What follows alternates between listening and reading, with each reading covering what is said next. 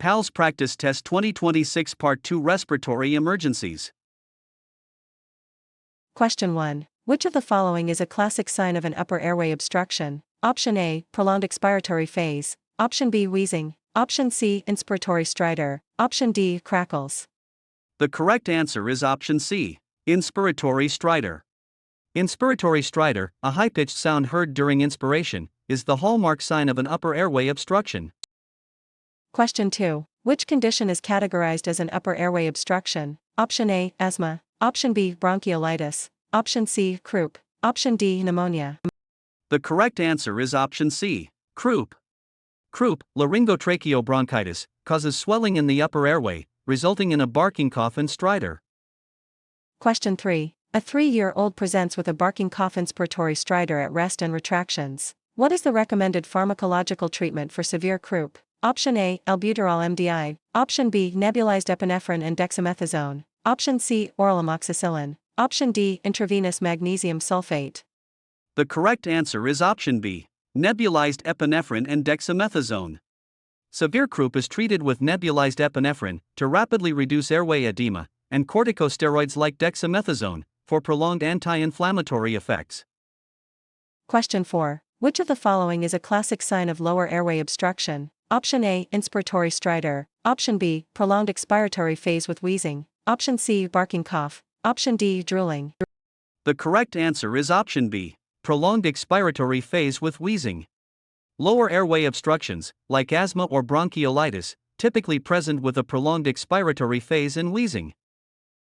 Question 5. A 6-year-old has severe wheezing tachypnea and an SpO2 of 88%. Which medication is a first-line treatment for an acute asthma exacerbation? Option A, nebulized albuterol. Option B, epinephrine IM. Option C, dexamethasone 4. Option D, amiodarone.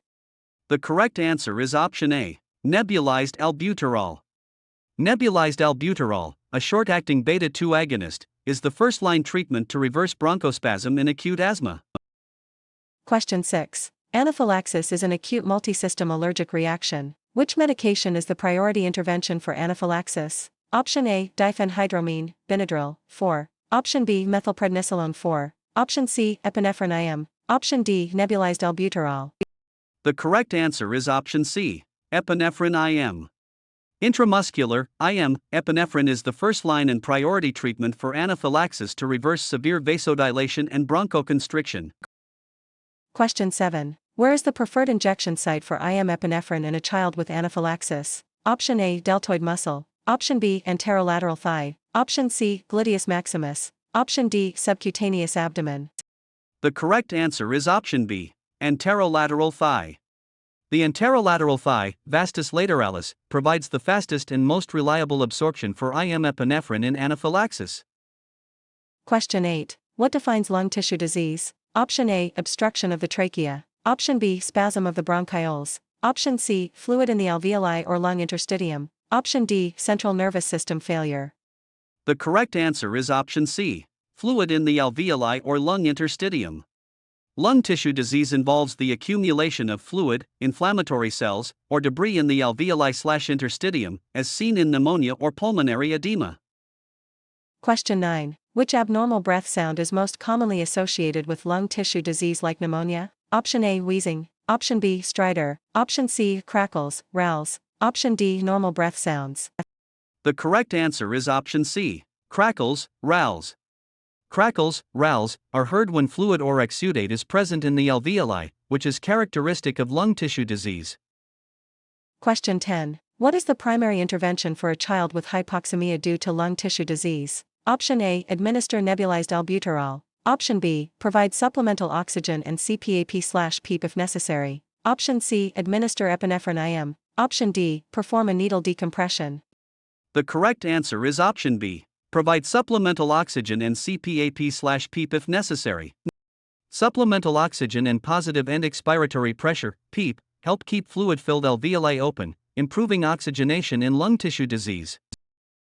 Question 11. Disordered control of breathing is typically caused by which of the following? Option A, a foreign body in the airway. Option B, pneumonia. Option C, neurologic conditions, seizures, CNS infections, head trauma. Option D, asthma. The correct answer is option C, Neurologic conditions, seizures, CNS infections, head trauma. Disordered control of breathing originates in the brain, often caused by increased intracranial pressure, seizures, drug overdoses, or head trauma. Question 12. A child presents with irregular breathing apnea and pinpoint pupils. What is the most likely cause? Option A, asthma exacerbation. Option B, opioid overdose. Option C, croup. Option D, anaphylaxis. The correct answer is option B, opioid overdose. Irregular breathing, apnea, and pinpoint pupils strongly suggest disordered control of breathing due to an opioid toxicity/overdose. Question 13. What is the specific antidote for a pediatric patient with respiratory depression due to an opioid overdose? Option A, flumazenol. Option B, naloxone, Narcan. Option C, epinephrine. Option D, atropine. The correct answer is option B, naloxone, Narcan. Naloxone is the specific opioid antagonist used to reverse respiratory depression caused by opioid toxicity. Question 14. What target oxygen saturation, SpO2, is recommended for most acutely ill children? Option A, 90% to 92%. Option B, 94% to 99%. Option C, 100% strictly. Option D, 85% to 90%. The correct answer is option B, 94% to 99%. The goal of oxygen therapy is to maintain an SpO2 of 94% to 99%. 100% oxygen is often used initially during resuscitation but should be titrated once stable. Question 15. When using a simple oxygen mask, what is the minimum flow rate required to prevent rebreathing of carbon dioxide? Option A, 1 to 2 L/min. Option B, 3 to 5 L/min. Option C, 6 to 10 L/min. Option D, 15 L/min. The correct answer is option C, 6 to 10 L/min. A simple face mask requires a minimum oxygen flow rate of 6 to 10 L/min to flush exhaled carbon dioxide out of the mask. Question 16. Which oxygen delivery device provides the highest concentration of oxygen, up to 100%, to a spontaneously breathing child? Option A, nasal cannula. Option B, simple face mask. Option C, non-rebreather mask with a reservoir bag. Option D, Venturi mask. The correct answer is option C, non-rebreather mask with a reservoir bag. A non-rebreather mask with a functioning reservoir bag and flow rate of 10 to 15 L/min can deliver 90% to 100% oxygen. Question 17. A 2-year-old child presents with a sudden onset of coughing, choking, and localized wheezing after playing with small toys. What is the most likely diagnosis? Option A, asthma. Option B, croup. Option C, foreign body airway obstruction, FBAO. Option D, pneumonia.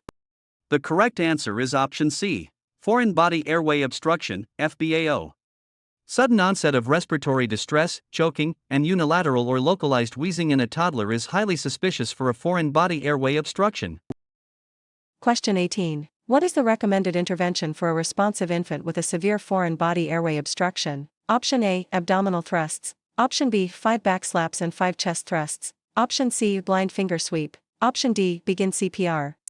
The correct answer is option B, 5 back slaps and 5 chest thrusts. For a responsive infant, less than 1 year, perform alternating 5 back slaps and 5 chest thrusts until the object is expelled or the infant becomes unresponsive. Question 19. If a child with a severe foreign body airway obstruction becomes unresponsive, what is your immediate next step? Option A, perform abdominal thrusts. Option B, attempt ventilation. Option C, start CPR beginning with chest compressions. Option D, perform a blind finger sweep. The correct answer is option C, start CPR beginning with chest compressions. If the child becomes unresponsive, lower them to the ground and immediately begin CPR starting with chest compressions. Do not perform blind finger sweeps. Question 20. Which statement is true regarding the use of continuous waveform capnography during intubation? Option A, it is only useful in adults. Option B, it is the most reliable method for confirming and continuously monitoring ET tube placement. Option C, it replaces the need to check oxygen saturation. Option D, it indicates the exact depth of the tube. The correct answer is option B. It is the most reliable method for confirming and continuously monitoring ET tube placement. Continuous waveform capnography is the gold standard and most reliable method for confirming and monitoring endotracheal tube placement. Question 21. What does a sudden drop of PECO2 to near zero during positive pressure ventilation indicate? Option A, improvement in cardiac output. Option B, The ET tube has been displaced into the esophagus or extubated. Option C, return of spontaneous circulation. Option D, hyperventilation. The correct answer is option B. The ET tube has been displaced into the esophagus or extubated. A sudden drop to zero indicates that CO2 is no longer being exhaled, meaning the ET tube is likely displaced into the esophagus or has fallen out. Question 22. Which of the following characterizes respiratory failure? Option A, tachypnea with normal oxygen saturation. Option B, mild retractions with normal mental status. Option C, inadequate oxygenation, ventilation, or both resulting in hypoxia and hypercapnia. Option D, a clear airway with normal breathing. The correct answer is option C. Inadequate oxygenation, ventilation, or both resulting in hypoxia and hypercapnia. Respiratory failure is a clinical state of inadequate oxygenation, ventilation, or both, often recognized by altered mental status and severe respiratory distress. Question 23. What is a late and ominous sign of respiratory failure in pediatric patients? Option A, tachypnea. Option B, tachycardia. Option C, bradycardia. Option D, nasal flaring. The correct answer is option C, bradycardia. While tachycardia is an early response to hypoxia, bradycardia is a late and ominous sign indicating impending cardiac arrest. Question 24. A child with status asthmaticus is not responding to albuterol and ipratropium. Which 4 medication can be considered as an adjunct therapy? Option A, amiodarone. Option B, magnesium sulfate. Option C, calcium chloride. Option D, adenosine. The correct answer is option B, magnesium sulfate. Intravenous magnesium sulfate acts as a smooth muscle relaxant and is used as an adjunct treatment for severe, refractory status asthmaticus. Question 25. When should you use the dope mnemonic? Option A, to assess pain. Option B, to evaluate a deteriorating intubated patient. Option C, to calculate drug dosages. Option D, to determine the Glasgow Coma Scale. The correct answer is option B, to evaluate a deteriorating intubated patient. The dope mnemonic is used to troubleshoot sudden deterioration in an intubated patient, displacement, obstruction, pneumothorax, and equipment failure. Question 26. According to the dope mnemonic, what does the P stand for? Option A, position. Option B, pulse. Option C, pneumothorax. Option D, pain. The correct answer is option C, pneumothorax. The P stands for pneumothorax, a potential life-threatening complication that can cause sudden deterioration in a ventilated patient.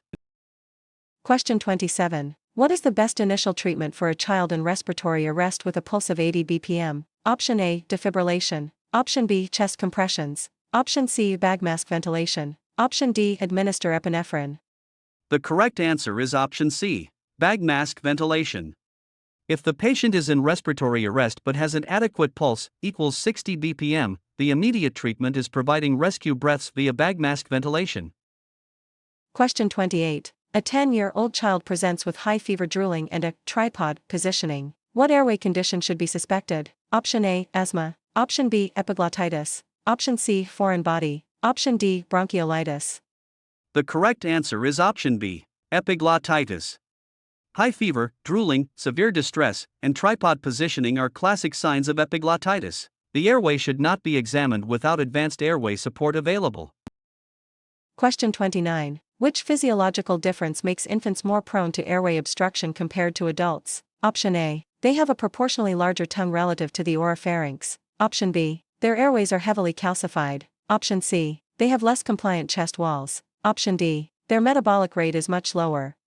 The correct answer is option A. They have a proportionally larger tongue relative to the oropharynx. Infants have a large tongue relative to the size of the oropharynx, making it the most common cause of airway obstruction in altered mental states. Question 30. What is the first step in using a bag mask device? Option A, squeeze the bag as hard as possible. Option B, connect it to oxygen at 2L/min. Option C, open the airway and ensure a tight seal with the mask. Option D, push the mask into the patient's eyes. The correct answer is option C. Open the airway and ensure a tight seal with the mask. Effective bag mask ventilation requires an open airway, head tilt, chin lift or jaw thrust, and a tight seal between the mask and the patient's face.